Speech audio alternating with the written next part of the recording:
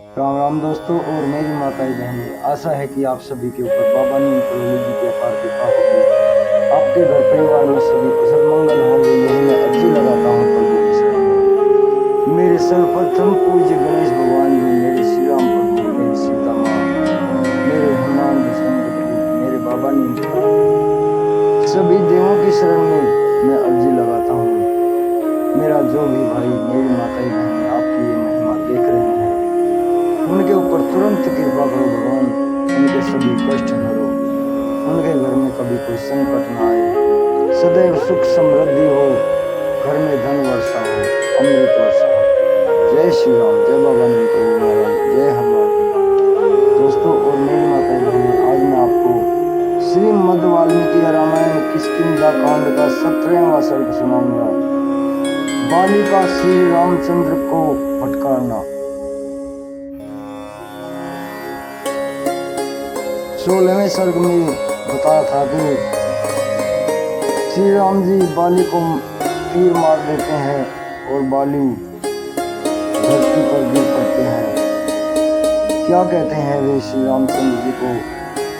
फटकारते हैं, प्रभु मुझसे कौन सी गलती हुई जो आपने छुपकर मुझ पर वार किया। ये पूरा पाठ बाली का श्री रामचंद्र जी को फटकारना पूरा सुने। जय बाबा नीम करोली महाराज, जय श्री राम। युद्ध में कठोरता दिखाने वाला बाली श्री राम के बाण से घायल होकर कटे वृक्ष की भांति सहसा ही पृथ्वी पर गिर पड़ा। उसका सारा शरीर पृथ्वी पर पड़ा हुआ था। तपाए हुए स्वर्ण के आभूषण अब भी उसकी शोभा बढ़ा रहे थे। वह देवराज इंद्र के बंधन रहित ध्वज की भांति पृथ्वी पर गिर पड़ा। वानरों और भालुओं के योत्पत्ति बाली के धराशायी हो जाने पर यह पृथ्वी चंद्र रहित आकाश की भांति शोभाहीन हो गई।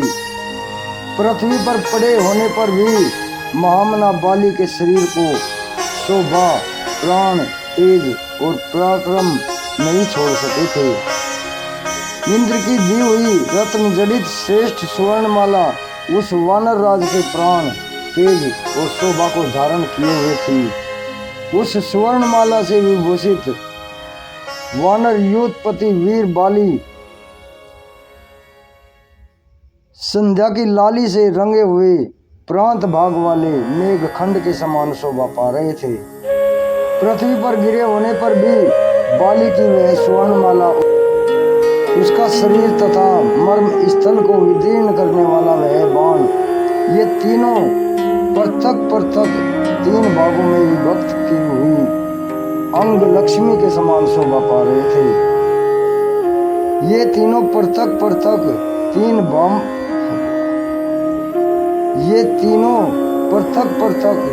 भागों में विभक्त हुई अंग लक्ष्मी के समान शोभा पा रहे थे। वीरवर श्री राम के धनुष से चलाए गए उस अस्त्र ने बाली के लिए स्वर्ग का मार्ग प्रकाशित कर दिया और उसे परम पद को पहुंचा दिया। इस प्रकार युद्ध स्थल में गिरा हुआ इंद्रपुत्र बाली ज्वाला रहित अग्नि के समान पुण्यों का अक्षय होने पर पुण्य लोक से इस पृथ्वी पर गिरे हुए राजा ययाति के समान तथा महाप्रलय के समान काल द्वारा पृथ्वी पर गिराए गए सूर्य के समान जान पड़ता था। उसके गले में सोने की माला शोभा दे रही थी। वह महेंद्र के समान दुर्जय और भगवान विष्णु के समान दुसह था। उसकी छाती चौड़ी, भुजाएं बड़ी बड़ी, मुख दीप्तिमान और नेत्र कपिल वर्ण के समान थे। लक्ष्मण को साथ लिए श्री राम ने बाली को इस अवस्था में देखा और वे उसके समीप गए। इस प्रकार ज्वाला रहित अग्नि की भांति वहां गिरा हुआ वह वीर धीरे धीरे देख रहा था। महापराक्रमी दोनों भाई श्री राम और लक्ष्मण उस वीर का विशेष सम्मान करते हुए उसके पास गए। उन श्री राम तथा महाबली लक्ष्मण को देखकर बाली धर्म और विनय से युक्त कठोर वाणी में बोला। अब उसमें तेज और प्राण स्वल्प मात्रा में ही रह गए थे। वह बाण से घायल होकर पृथ्वी पर पड़ा था। और उसकी चेष्टा धीरे धीरे लुप्त होती जा रही थी। उसने युद्ध में गर्वयुक्त पराक्रम प्रकट करने वाले गर्वीले श्री राम से कठोर वाणी में इस प्रकार कहना आरंभ किया। रघुनंदन, आप राजा दशरथ के सुविख्यात पुत्र हैं। आपका दर्शन सबको प्रिय है। मैं आपसे युद्ध करने नहीं आया था, मैं तो दूसरों के साथ युद्ध करने उनसे उलझा हुआ था। उस दशा में आपने मेरा वध करके यहाँ कौन सा गुण प्राप्त किया है? उस दशा में आपने मेरा वध करके यहाँ कौन सा गुण प्राप्त किया है? किस महान यश का उपार्जन किया है आपने? क्योंकि मैं युद्ध के लिए दूसरों पर रोष प्रकट कर रहा था, किंतु आपके कारण बीच में ही मृत्यु को प्राप्त हुआ हूँ। इस भूतल पर सब प्राणी आपके यश का वर्णन करते हुए कहते हैं, श्री रामचंद्र जी कुलीन, सत्वगुण संपन्न, तेजस्वी, उत्तम व्रत का आचरण करने वाले हैं, करुणा का अनुभव करने वाले, प्रजा के हितैषी, दयालु, महान और उत्साही, समयोचित कार्य एवं सदाचार के ज्ञाता और दृढ़ प्रतिज्ञ हैं। राजन, इंद्रिय निग्रह, मन का संशय, अक्षमा, धर्म, धैर्य, सत्य, पराक्रम तथा अपराधियों को दंड देना ये राजा के गुण हैं। मैं आप में इन सभी सद्गुणों का विश्वास करके आपके उत्तम कुल को याद कर तारा के मना करने पर भी सुग्रीव के साथ लड़ने आ गया। जब तक मैंने आपको नहीं देखा था तब तक मेरे मन में यही विचार उठता था कि दूसरे के साथ रोष पूर्वक जूझते हुए मुझको आप असावधान अवस्था में अपने बाण से बेधना उचित नहीं समझेंगे, परंतु आज मुझे मालूम हुआ कि आपकी बुद्धि मारी गई है। आप धर्मध्वजी हैं, दिखावे के लिए धर्म का चोला पहने हुए हैं। वास्तव में आप अधर्मी हैं। आपका आचार व्यवहार पापपूर्ण है। आप घास फूस से ढके हुए कूप के समान धोखा देने वाले हैं। आपने साधु पुरुषों का सा वेश धारण कर रखा है, परंतु आप हैं पापी। राख से ढकी हुई आग के समान आपका असली रूप साधु वेश में छिप गया है। मैं नहीं जानता था कि आपने लोगों को छलने के लिए यह धर्म की आग ले रखी है। जब मैं आपके राज्य या नगर में कोई उपद्रव नहीं कर रहा था तथा आपका भी तिरस्कार नहीं करता था, तब आपने मुझ निरपराध को क्यों मार डाला? मैं सदा फल मूल का भोजन करने वाला और वन में ही विचरने वाला वानर हूँ। मैं सदा फल मूल का भोजन करने वाला और वन में ही विचरने वाला वानर हूँ। मैं यहाँ आपसे युद्ध नहीं करता था, दूसरे के साथ मेरी लड़ाई हो रही थी, फिर भी बिना अपराध के आपने मुझे क्यों मारा?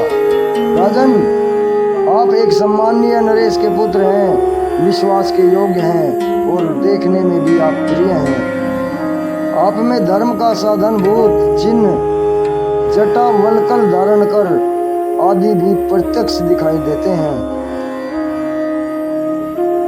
क्षत्रिय कुल में उत्पन्न, शास्त्र का ज्ञाता, संशय रहित तथा धार्मिक वेशभूषा से आच्छन्न होकर भी कौन मनुष्य ऐसा क्रूरता पूर्ण कर्म कर सकता है?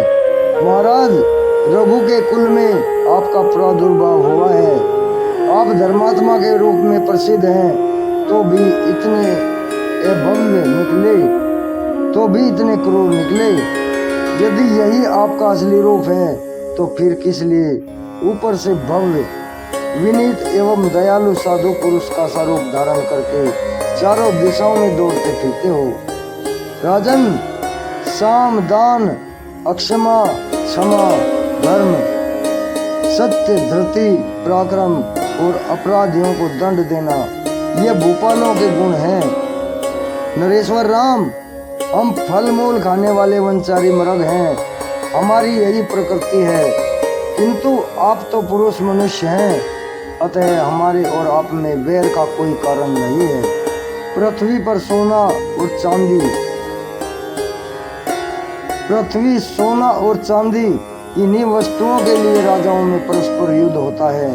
यही तीन कलह के मूल कारण है, परंतु यहाँ तो ये तीनों में भी कोई बीच में नहीं है, परंतु यहाँ तो वे भी नहीं है। इस दिशा में, इस वन में या हमारे फलों में आपका क्या लोभ हो सकता है?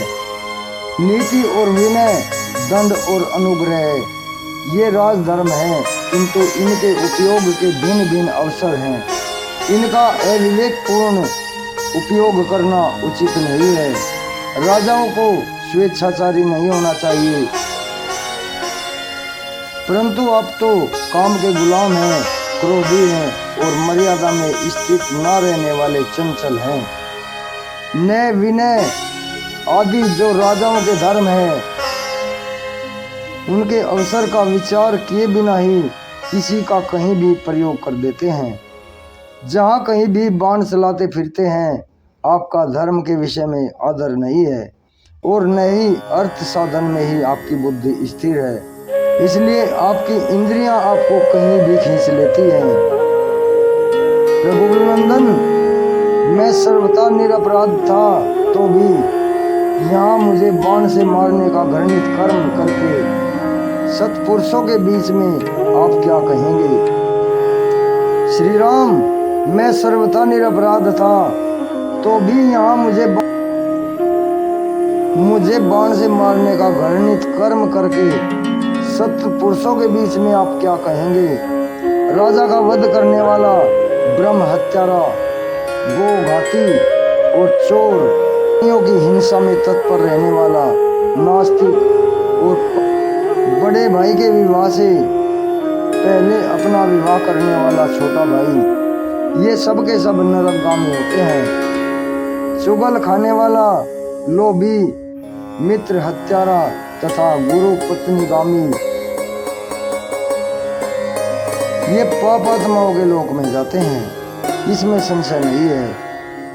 हम वानरों का चमड़ा भी सत्पुरुषों के धारण करने योग्य नहीं होता।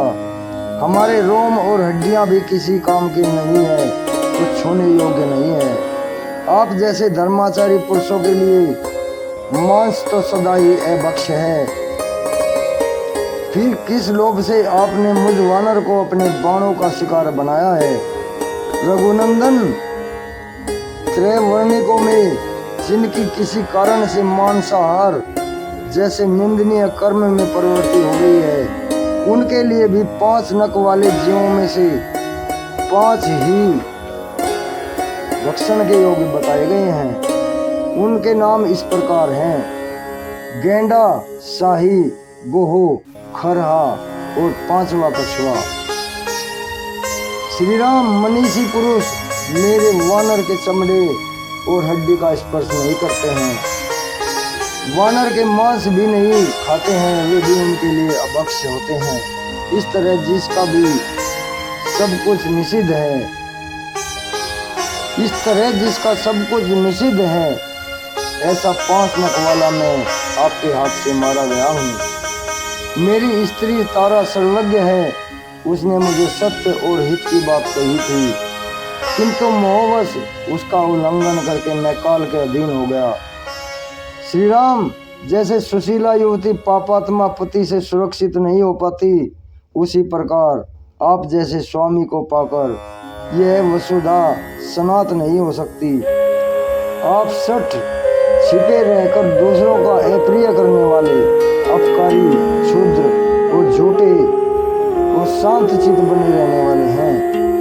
महात्मा राजा दशरथ ने आप जैसे पापी को कैसे उत्पन्न किया? हाय, जिसने सदाचार का रस्सा तोड़ डाला है, सत्पुरुषों के धर्म एवं मर्यादा का उल्लंघन किया है, तथा जिसने धर्म रूपी अंकुश की भी अवहेलना कर दी है, उस राम रूपी हाथी के द्वारा आज मैं मारा गया। ऐसा अशुभ, अनुचित और सत्पुरुषों द्वारा निंदित कर्म करके आप श्रेष्ठ पुरुषों से मिलने पर उनके सामने क्या कहेंगे? श्री राम, हम उदासीन प्राणियों पर आपने जो यह पराक्रम प्रकट किया है, ऐसा बल पराक्रम आप अपना अपकार करने वालों पर ही प्रकट कर रहे हो, ऐसा मुझे नहीं दिखाई देता। राजकुमार, यदि आप युद्ध स्थल में मेरी दृष्टि के सामने आकर मेरे साथ युद्ध करते तो आज मेरे द्वारा मारे जाकर सूर्य पुत्र यम देवता के दर्शन करते होते। जैसे किसी सोए हुए पुरुष को सांप आकर डस ले और वह मर जाए, उसी प्रकार रणभूमि में मुझे दुर्जय वीरों को आपने छिपकर मार दिया है।